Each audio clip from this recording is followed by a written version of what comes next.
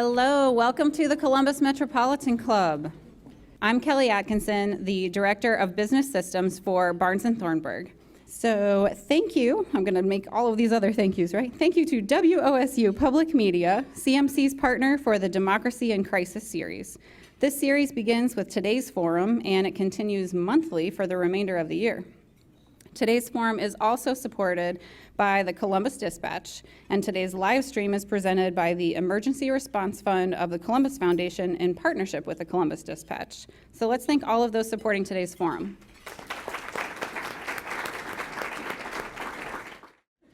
The Democracy in Crisis series of monthly CMC forums will examine how democracy is being challenged here in the U.S. and even internationally.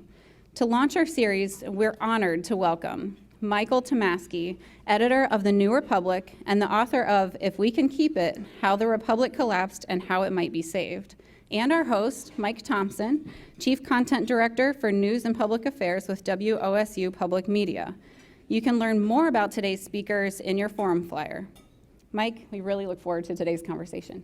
Thanks, Kelly. Michael, welcome to Columbus. Thanks so much. Thank you. Thanks to the Metropolitan Club. Thanks to Jane. Thanks to my sister, Susan Tomasky, who helped engineer this. And I want to thank all of you for coming. I look forward to our chat. Love being here. At the start of the pandemic, if you remember back into March of 2020, I was reading two books. One was The Great Influenza, which really documents the 1918 flu. Yeah. And also Philip Roth's The Plot Against America, which talks about an authoritarian ruler taking over the United States in 1940. I was having trouble sleeping during that spring. I read your book last month, and a similar feeling overcame me. Didn't help. And slept in my sleep. So we'll get into that, and hopefully we'll all be able to sleep a little bit better after this discussion. But I wouldn't count on it. You know, we as Americans, maybe as human beings, think everything is brand new. This has never, ever happened before. Either that, or like in 1918, we forget the lessons we should have learned from something like the influenza and move on with our lives. We are certainly polarized right now, very polarized. We all would agree on that. But we have been here before. In fact, you argue we have always been this way. Pretty much. The book came out in early 2019, and I did, a number of events for the book, and I had a sort of standard little talk, which always started something like this. People think we've been polarized since the 90s, and they're right, the 1790s. Yes, people chuckled nervously then, too. And so that's, Mike, where the book starts and how it opens. And it's really true. And yes, it's gotten worse since the 1990s. We all know that. Many of us have lived through that. But the roots of the two Americas that are today at loggerheads, nay, war with each other, go back to the beginning of the Republic. The shorthand labels for these groups at the time were the Jeffersonians versus the Hamiltonians, Jeffersonians versus Hamiltonians, or the Democratic Republican Party of Jefferson versus the Federalist Party of Hamilton. They don't map exactly onto today's Republican and Democratic parties, but certain traits do certainly stand out. The Jeffersonians were the yeoman farmers, the rural people, the infantrymen in the Continental Army, and the people who, like rural people today, were suspicious of a large federal government, suspicious of central power, didn't like taxes very much. The Federalist Hamiltonians were the city slickers. The people who believed in manufacturing, the educated elites, the officers in the Continental Army, the members of the High Episcopal Church, the quote-unquote classier denominations. And so these divides existed then and have existed in many ways ever since. And, you know, the divisions were deep in the 1790s and into the early 1800s, and they disagreed about everything. They disagreed about, first of all, many of them disagreed about whether independence was desirable. There were Federalists, as I said, but there were anti-Federalists too. The Federalists, of course, wrote the Federalist Papers, agitated for ratification of the Constitution. The anti-Federalists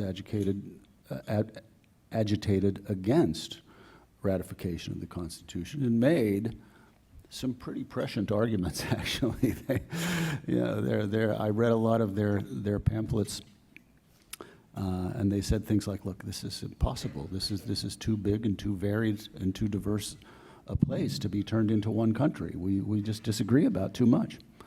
The argument for republic held the day because the vast majority of them took the consensus that to break away from England and to form our own country, the 13 colonies needed to form a united front. And independence was the first priority. Slavery, a lot of them didn't like, but we'd settle that question later. Well, that question only got settled, of course, at the barrel of a gun some decades later. Anyway, that's how it started, and that's kind of how it's been. You write that the founders were human. They made lots of mistakes in how they set up this government and this republic. Is there any one mistake that they made that you think is costing us the most right now?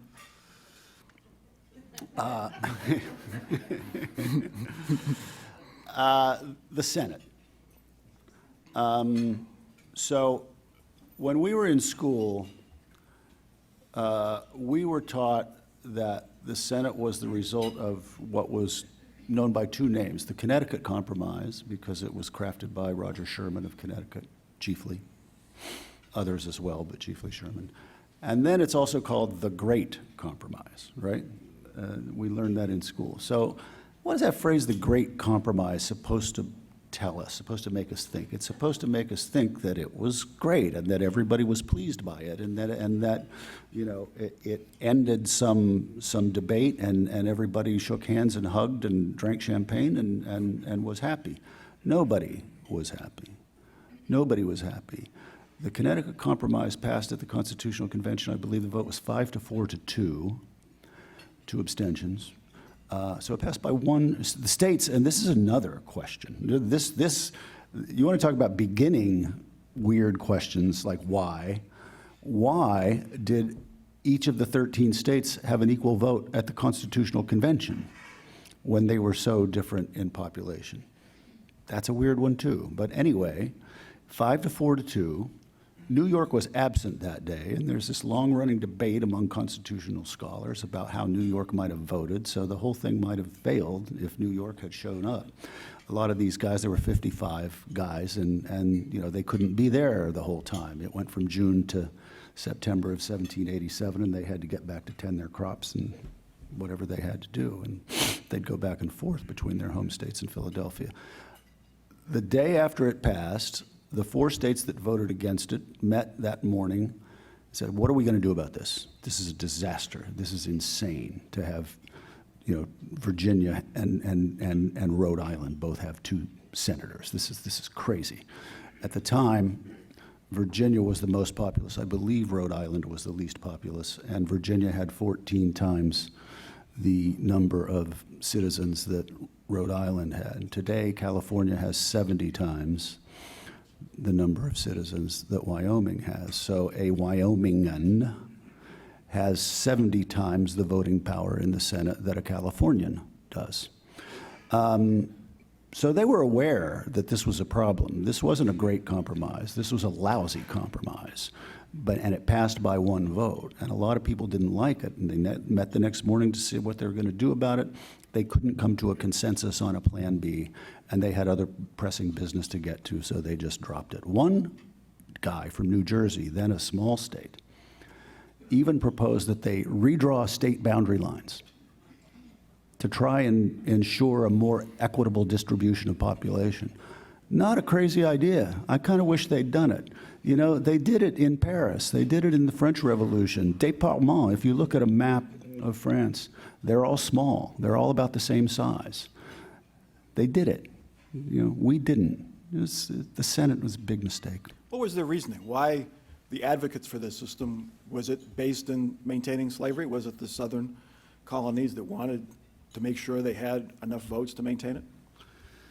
Yeah, it was partly slavery, and it was partly the small states, you know, the small states, you know, saying, you know, big states are going to overrun us, and that was an argument that held a lot of sway, and it still holds a lot of sway. You know, in any state with big cities and rural areas, the rural people complain that the big city is going to overrun us, and I'm sure that happens here.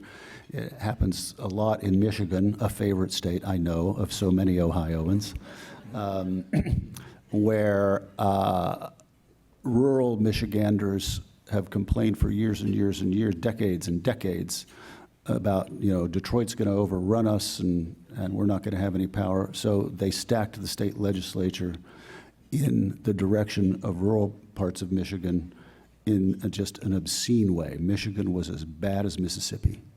You'll be happy to hear. What makes our polarization now different than what we've experienced before? Well, that is a great question. I think we have reached a point where, let me look at this, answer this in two ways. The first in terms of Congress and our politics, and the second just in terms of the broader country and our culture. In Congress, there's very little effort to compromise anymore. And this has happened, since the 60s. And it's happened for a variety of reasons. So historically, America's political parties were very unique. In England and in continental Europe, when they started to get rid of kings and switch toward democratic parliamentary systems, they formed political parties. And in most countries, they formed a party of the left and a party of the right. All right? Britain had the liberals and the conservatives, most notably. Germany, the Christian Democrats and the Social Democrats. In the United States, we didn't have that. Our parties weren't ideological in that way. There was a ton of ideological overlap between, within our parties, and it's a very important point to understand, and it happened for some very particular historical reasons. One was slavery, and the fact that they decided not to settle the slavery question at the beginning, and to win a national election, the Democratic Republicans, the Federalists, later the Democrats, founded actually by Martin Van Buren, not by Thomas Jefferson or Andrew Jackson, and the Whigs, founded in opposition to Jackson/Van Buren's Democrats in the 1830s. All these parties knew that to win a national election, they had to win votes in both the North and the South. So they could not electorally, if they wanted to prevail in the Electoral College, they couldn't take a firm position against or for slavery. So that was one reason that made the parties kind of a mishmash. Another one was the way the country grew. Because as territories became states, these states, new states, had to sort out what their political inclination was going to be, and that varied from place to place. So you had, for example, the Republican Party, which started to form in the 1850s, here in Ohio, notably, but first in Wisconsin, but here in the Great Lakes region. But the Republicans, as the country grew, those Republicans stood for a certain set of things, anti-slavery being central to it. But as the country grew, different regions that had different interests had to make alliances with the already existing portions of the country.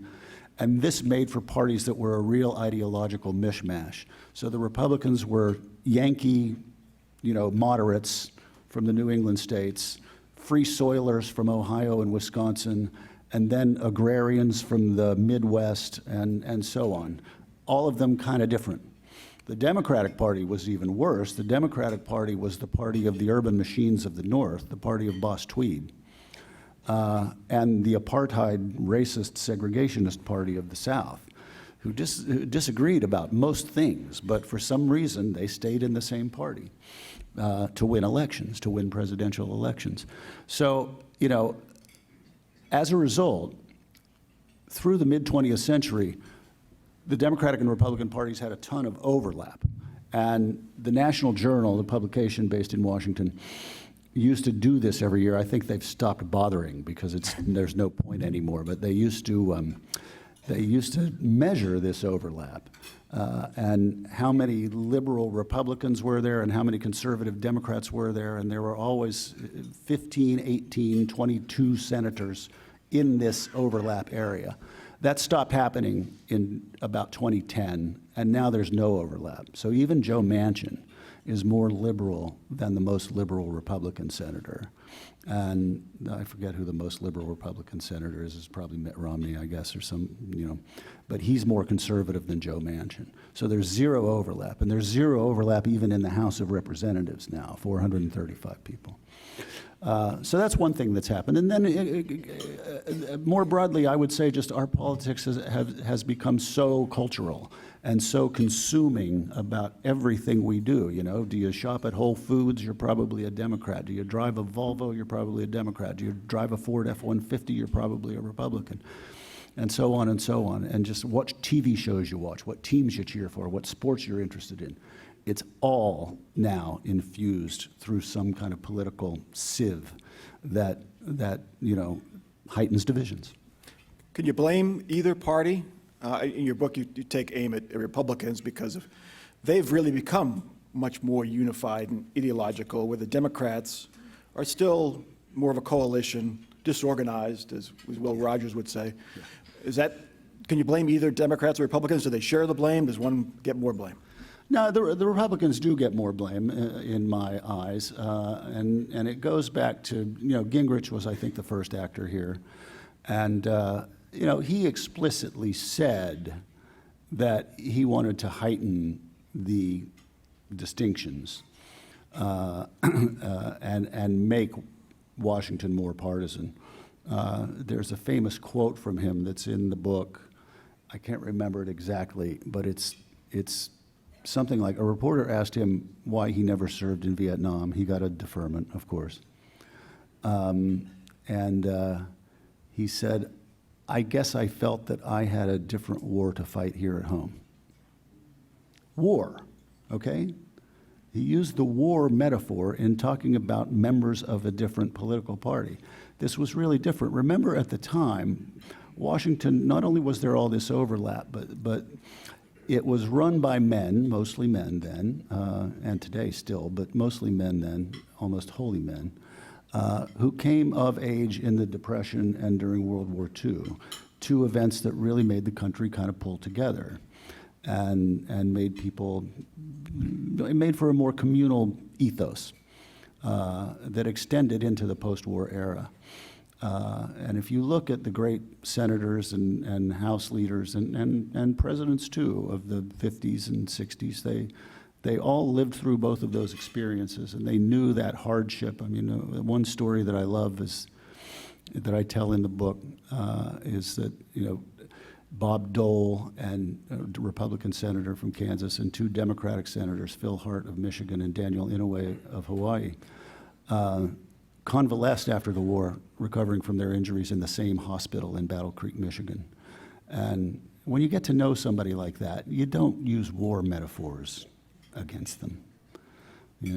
There was a time while they were debating the Civil Rights Act, where the Democrats ran the Senate And the Democrats were mostly, not wholly, because there were still Southern Democrats who were racist, who were dead set against the bill, but it was mostly Northern liberal Democrats who were pushing the Civil Rights Bill. Mark Shields told me this story once one day when he and I were sitting in the Senate gallery watching some disastrous, horrible thing happen. He said, you know, I was a young reporter in 1964, and they used to give us a press briefing every morning on the progress being made on the Civil Rights Bill. And the briefing was given outside of Everett Dirksen's door. Dirksen was the Republican minority leader. And finally, somebody asked Mike Mansfield, top aide, Mansfield was the Democratic majority leader, why are these briefings outside Dirksen's door? Shouldn't they be outside your door? Don't you want the credit for this? And the aide said, the majority leader believes that this bill is so important that the American people need to see that both parties are behind this. And both parties were. It took a lot of Republicans voted for it as well. I mean, imagine that happening today. On the Republican Revolution, Newt Gingrich, that was a response to some of the war on poverty, to use a term, war, from Lyndon Johnson.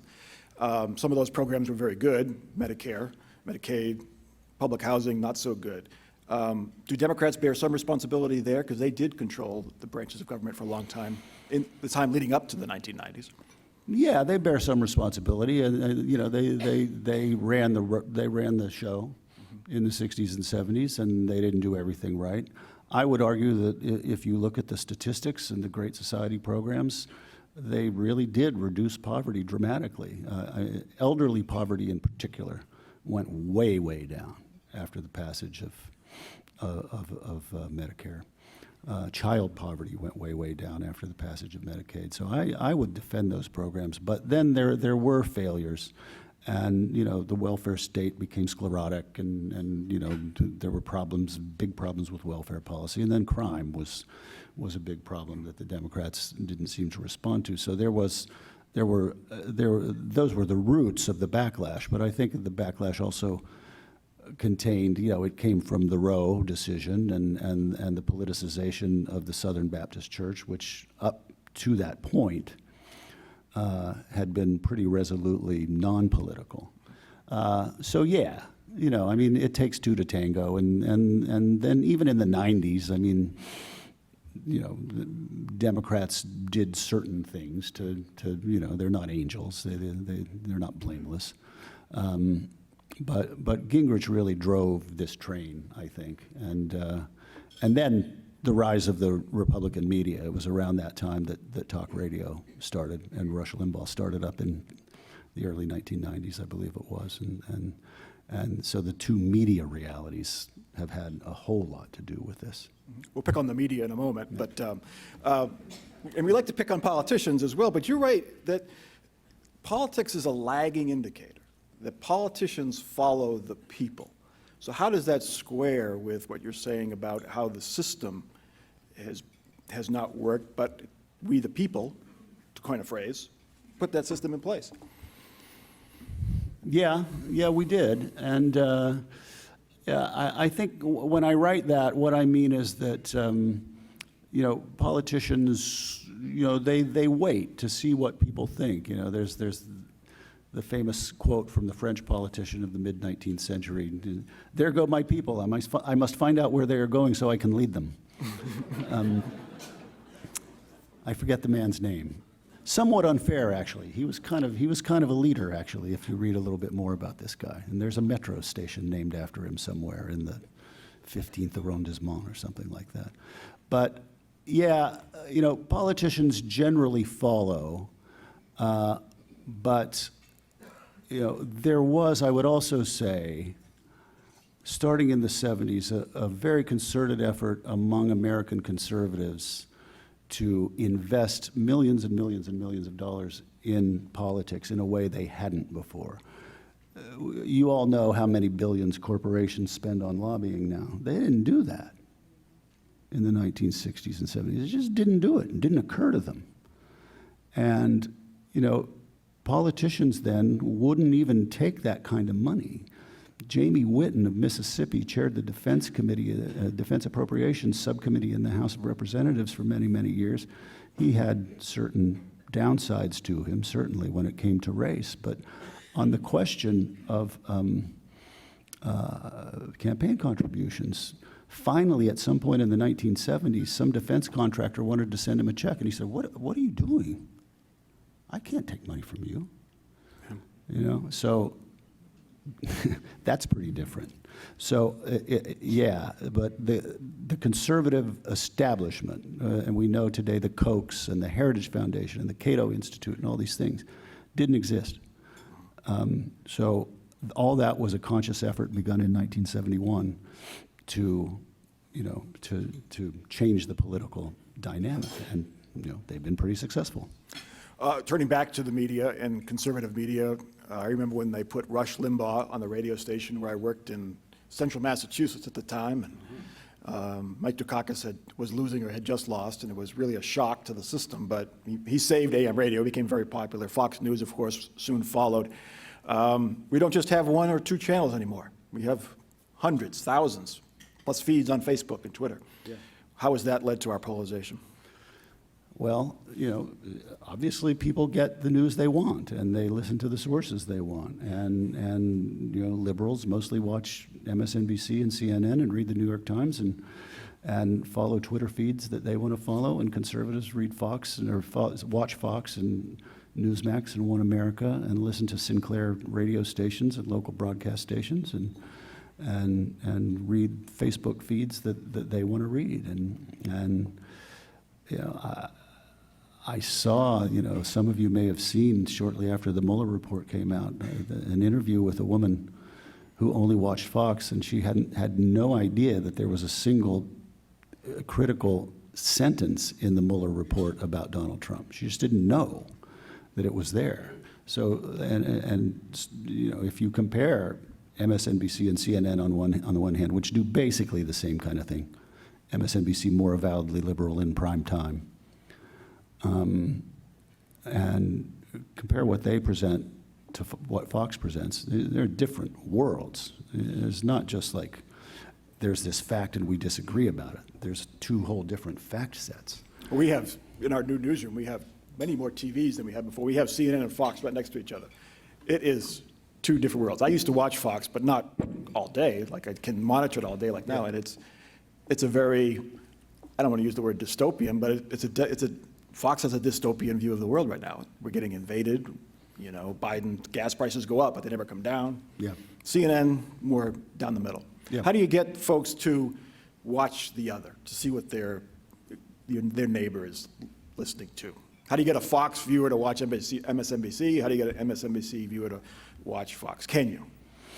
I don't know if you can. I mean, you know, let's not forget, still in this country, I'm sure many of you have good, close friends who are from the other political party, and you either don't talk about politics or you kind of talk about it, but you talk about it gingerly and politely.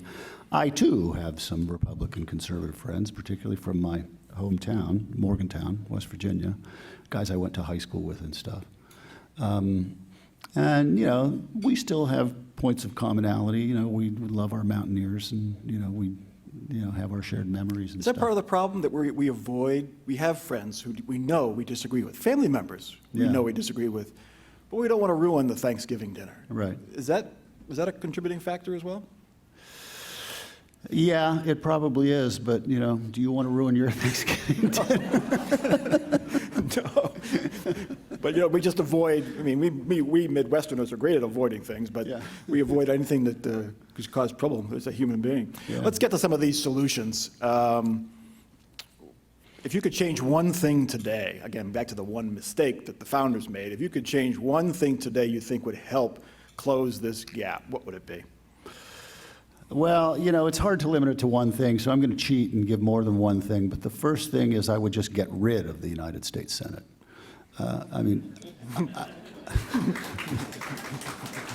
Thank you. I'm glad to see that got some applause, not for my sake, but for the sake of the idea.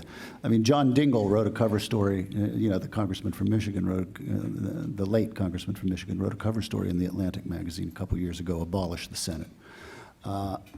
it doesn't serve any good purpose. And, you know, most other countries have unicameral legislatures. England, okay, has its House of Lords, but what year did they pass the Reform Act that defanged the House of Lords and made it largely ceremonial? Anybody know?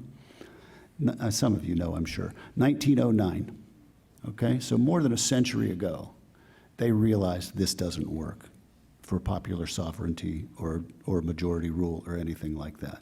So that's the first thing I'd do, is just get rid of the United States Senate. If you want to have a body that's less unruly than the whole House to do things like treaties and confirmations, you can choose a kind of a college of cardinals among senior House members. You know, the Speaker and the Minority Leader can appoint 30 people to such a committee to handle confirmations and stuff like that. You don't need a Senate.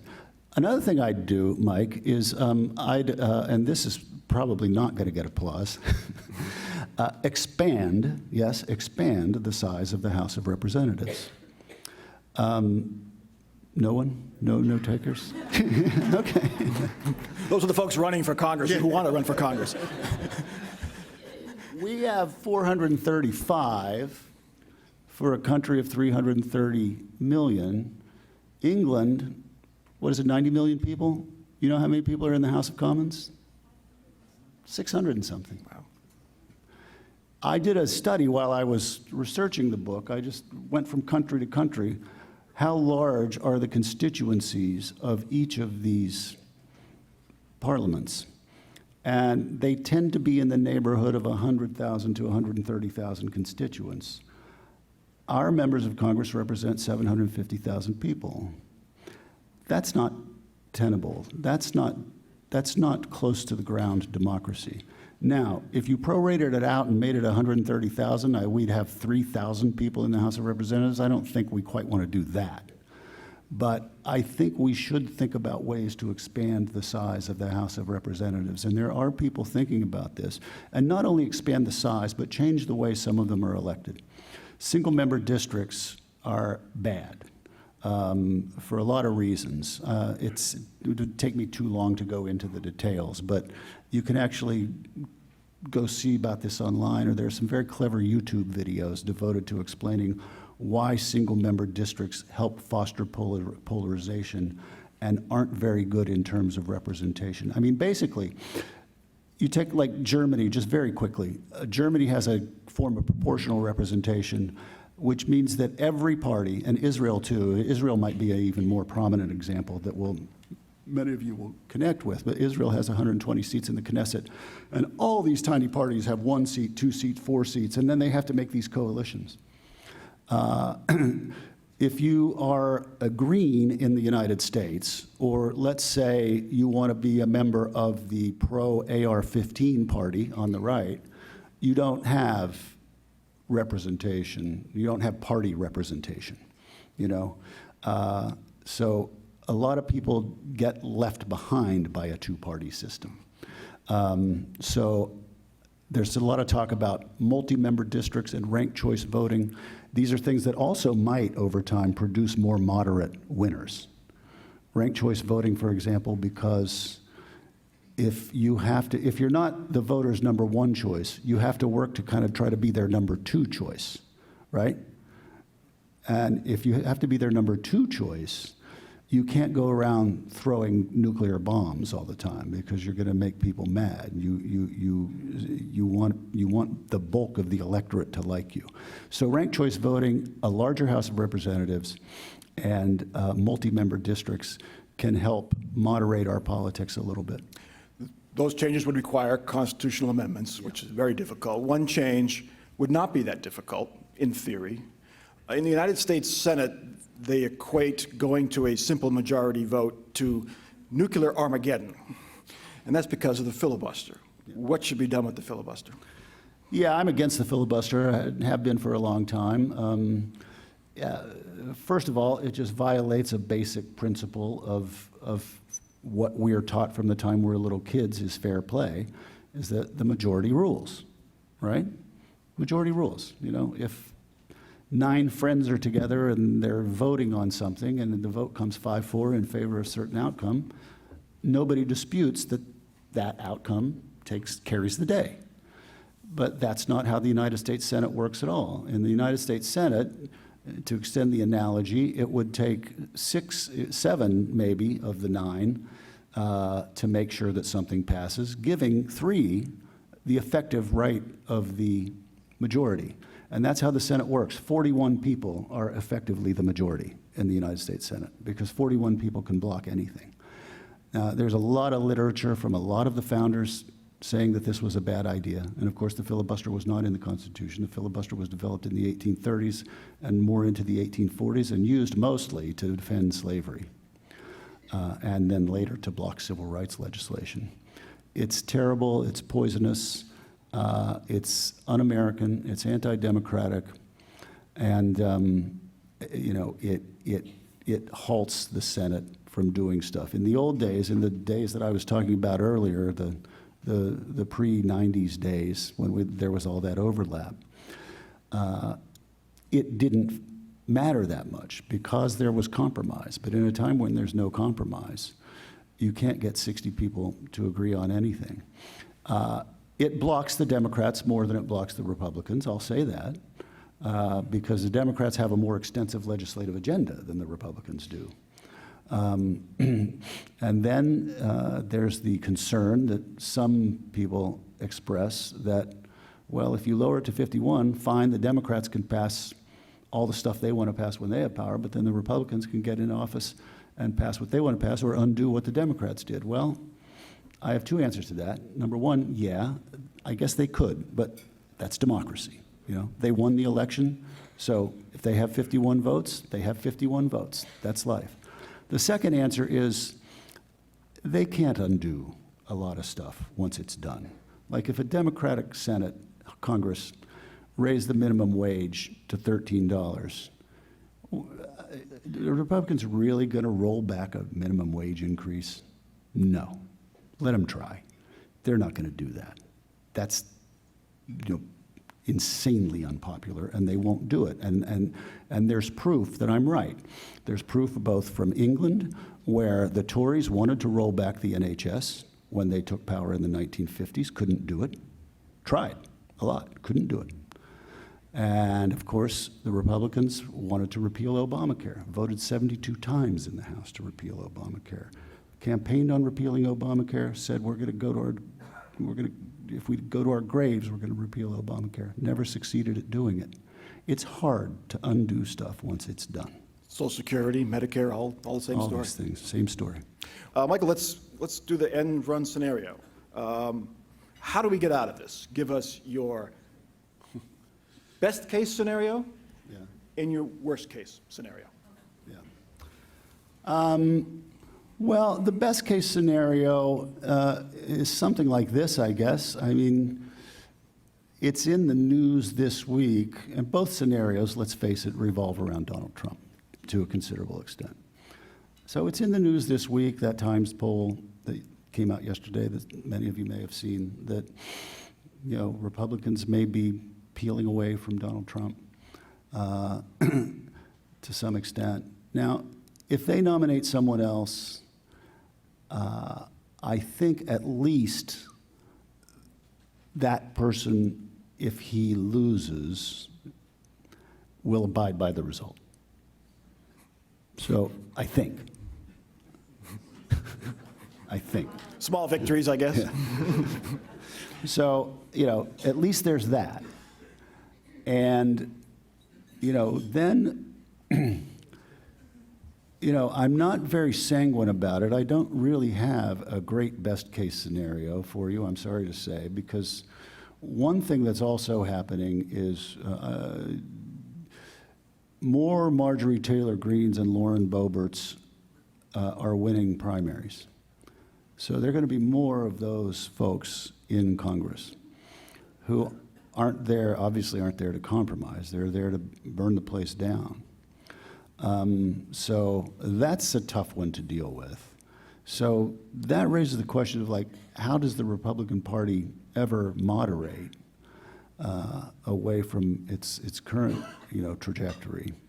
And I don't really have a great answer to that. I don't know. Just if they lose enough elections and enough time passes and the next generation takes the torch, maybe they'll decide that, we need to do more to pursue, black votes and Latino votes and do more to reach youth. I do think if Texas becomes blue, which isn't impossible in 2028, then they'll reassess. You want to talk about a worst case? Oh, we're getting to that. Okay. But yeah, so like if Texas, so we've seen Arizona and Georgia fall, and they're both very close, mind you, and it's not like they're blue states, but they went Biden. If Texas went Democratic in 2028, then the Republicans would have to do, I think, some very serious reassessing, because if Texas is out of their reach in the Electoral College, there's no way they can win a presidential election at all. So that's my kind of best case scenario, I guess, that change is forced upon the Republicans by defeat. The worst case scenario is very clear, right? It's that Trump runs, is the nominee in 2024, loses, by 8 million popular votes, 10 million popular votes, but narrowly enough in 5 states that he can contest it, and that this time he succeeds and overturns it. So then, how much of a democracy are we if that happens? And then he gets into office. In January 2017, he didn't know the structure of the federal government. He didn't know where the weak points were. Now he knows. What's he going to do with his power this time? What kind of people is he going to appoint to run the Justice Department, to be his chief of staff, to be the White House counsel? We have a White House counsel who this past week rather bravely stood up and did the right thing with respect to January 6th. Is he going to make that, from his perspective, mistake again? No. He's going to fill the administration with complete lackeys. And then, I fear that we're going to be in a situation where it's just, democracy is not going to die overnight, I don't think. That's just not how it works. I mean, if you look at it's not how it works today. There's no, Donald Trump is who he is, but, he's not Adolf Hitler, and, he can't ban the other political party. I don't think that can happen in the United States. These things happen more subtly these days. And if you look at what Viktor Orban has done in Hungary, that's still, on paper, a democracy. There are opposition parties. There's a notionally free press. There's a notionally independent judiciary. You can stand in the town square in Budapest and criticize Viktor Orban and not get arrested. But for all intents and purposes, only Fidesz can win elections. And Fidesz cronies control the media. So the country's going to be something like that if this happens. And that's bad enough. Okay.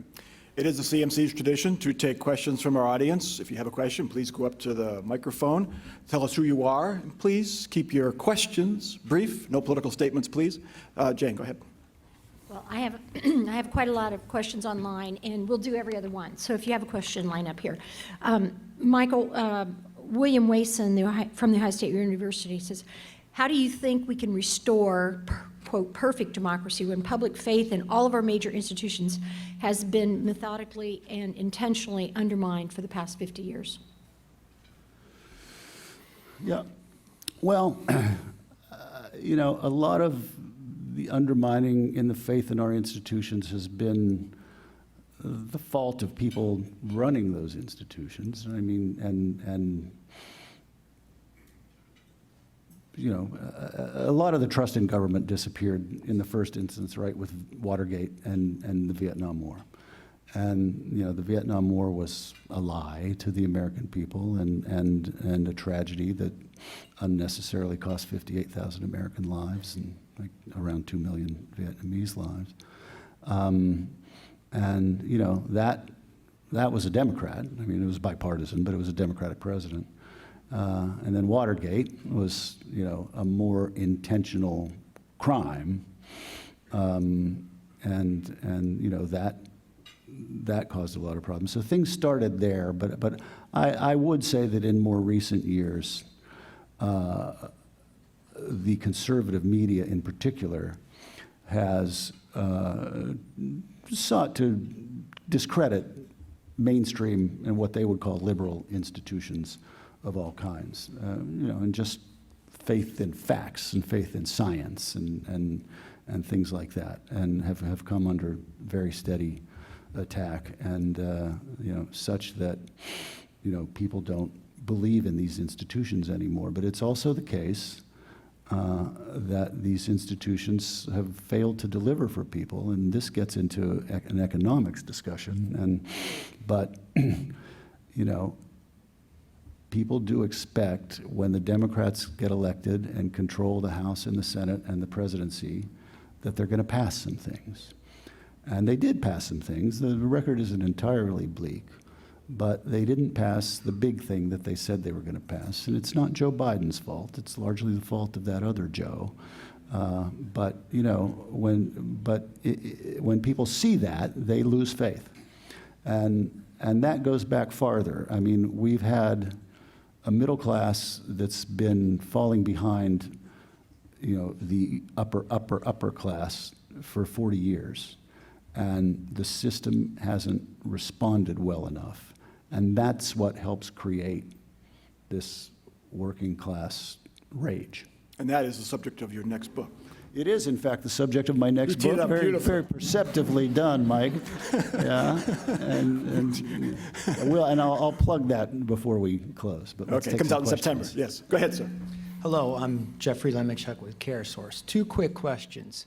Supreme Court, do we need term and age limits instead of this lifetime appointment, which is hard for me to process that? And do we need a new third political party to maybe change things and get us moving in the right direction? Yeah. I would certainly be for Supreme Court term limits, and a lot of people are. The generally agreed upon idea is around 18 years, and to have them staggered in such a way that every 2-term president gets 2 appointees. The question of whether the Democrats should pack the court, I'm not quite to that point. I'm almost to that point. The Constitution doesn't say it has to be 9, so a president can make it any size they want. You know, I don't know. I don't know about that. I mean, there might be repercussions to trying to do that. There were when Roosevelt tried, and he dropped it, obviously. But yeah, I mean, it would be nice to think that someday we can get to the point where the 2 parties can sit down and talk about a certain level of Supreme Court reform. What was the second? Third party? Yeah, third party, alternate party. yeah. That's impossible under a single-member district system. Single-member districts produce 2 parties. There's this thing called Duverger's law. Maurice Duverger, a French political scientist of the mid-20th century. You can Google him. He explains it all. But it's basically impossible under a single-member district system, which produces 2 parties. Also, under our Electoral College, it's very hard because a third-party candidate can get 10% of the vote, 12% of the vote, 19% of the vote, as Ross Perot did in 1992, but not come close to winning a single electoral vote. So it just doesn't have any impact at the presidential level. Well, and this next question is relative to that. Speak to the Electoral College history and any historical attempts to change, and how might we change it? Well, it was put in place to protect the interests of the slaveholding states, and it worked. And it's not an accident that 6 of the first 7 presidents were from slaveholding states, and I think themselves all slaveholders, I think. You know, people have been complaining about it since the beginning of the Republic. And, you know, for example, I mean, here's how that worked.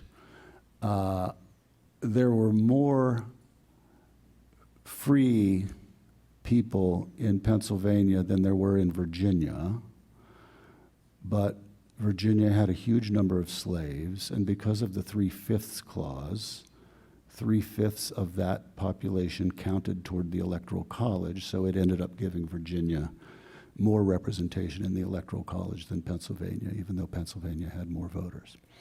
So that kind of thing. The main idea for reforming today is this thing called national popular vote, a compact among states whereby they agree to give their electoral votes to the candidate who won the popular vote. And of course, mostly it's blue states agreeing to this. A number of states have agreed to this, as I think 19 state legislatures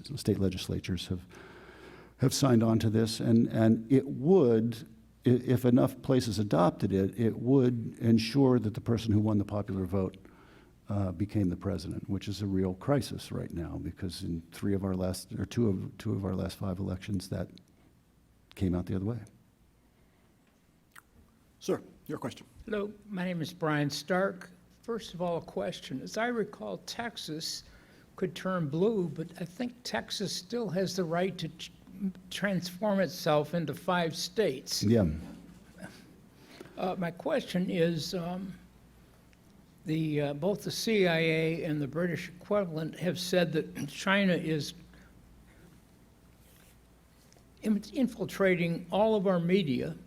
And my question is, will Congress ever wake up to the fact that the real threat isn't among themselves, but is China, which is goal is to be the #1 country in the world within the next 10 or 20 years. All right. And I have this feeling that Congress sits there fiddling while, quote, Rome burns. I think people are plenty alarmed about China. I don't know that there's a big consensus on what to do about it, or there's also like a question as to what kind of power the United States has to block China. Okay, so China has this Bridge and Road Initiative, and they're financing all these infrastructure projects in the developing world. Okay, does the United States want to spend, you know, $400 billion a year doing that, or $1 trillion a year doing that? I don't know how much China spends, but you know, they're building all kinds of ports and rail links and highways in all kinds of countries all around the world. And they're saying to these countries, the United States is no longer your model. It's no longer much of a democracy anyway, if you haven't noticed, people. We're not a democracy. We don't claim to be. We're not hypocritical. But we are making our people prosperous, and we can make your people prosperous. So they're doing that. I don't know what our power is, as long as they're spending the money they're spending to stop that. But there's a lot of alarm about China, certainly. Now, as for the, what was the first? I think that covered it. No, there was a first question that was... China infiltrating Congress. Oh, Texas and the Texas, state. 5 Yeah. That'd Yeah, be cool. Well, yeah, that would, yeah, well... Would Austin be its own state? Yeah, right. You could get Senators a couple of states that would have Democratic senators. I mean, this raises an interesting question, and this is something that I wouldn't be surprised to see happen over the next 20 years in the United States, if indeed the United States remains a country. This takes no constitutional amendment, right? This is just an act of Congress makes a state. You know, South Dakota became a state, act of Congress. North Dakota became a state, act of Congress. My state of West Virginia broke off from Virginia, became a state, act of Congress. So all it takes, if Texas wants to split into 5 states, Congress has to approve it. District of Columbia becomes a state, Congress. Puerto Rico, Congress. California become 3-4 states. I wouldn't be surprised to see this, I wouldn't be at all surprised to see this happen. Quick plug for your book coming out in September. It's economic based. Thanks, yeah, it's called The Middle Out. And that's a phrase that Biden uses sometimes, but other people have invented and developed it, that prosperity grows from the middle out, not from the top down, that it is through a creation of a robust middle class and a secure middle class, that we have better growth, economic growth, and that we sustain democracy and increase personal freedom, because we give people more freedom to make more choices for their lives to fulfill their potential in fuller ways. So the book is partly a history, a political economic history of the United States, and then it's a look at how things have been developing in the last 10 or 15 or so years, when people have been trying to make this argument and advance these, not only these policies, but these arguments about how our economy could be arranged in a different way to benefit, as Madison said, to the greatest benefit of the greatest number. And then the last chapter has my recommendations for how Democrats ought to be talking about these things. It's a really important question for our times, because I would just say this. I know I need to wrap up here in a second, but from the 1930s through the 1970s, we had a broadly shared prosperity in this country. It wasn't as broadly shared as it should have been. It didn't include black Americans, and it didn't include most women who didn't work outside the home, except for during the years of the war.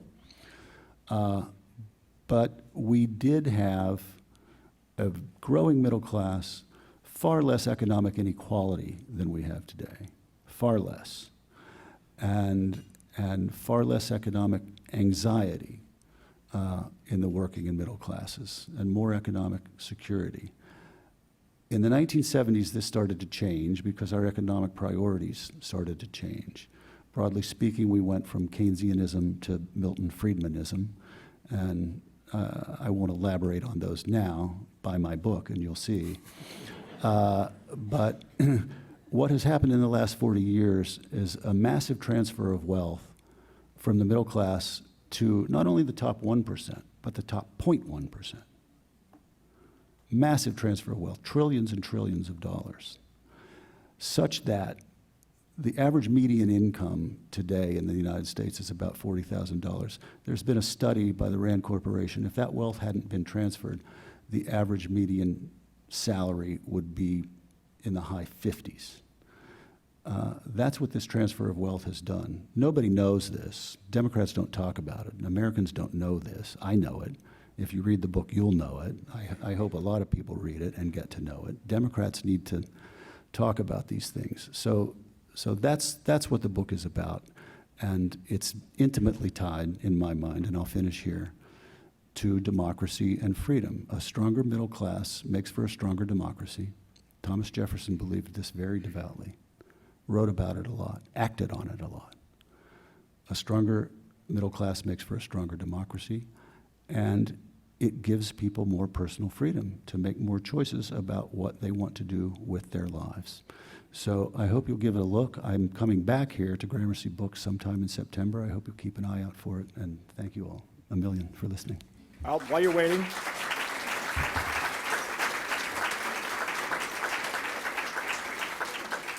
waiting, for that, check out this one. It's really good. It's troubling, and melatonin's a wonderful drug. Kelly.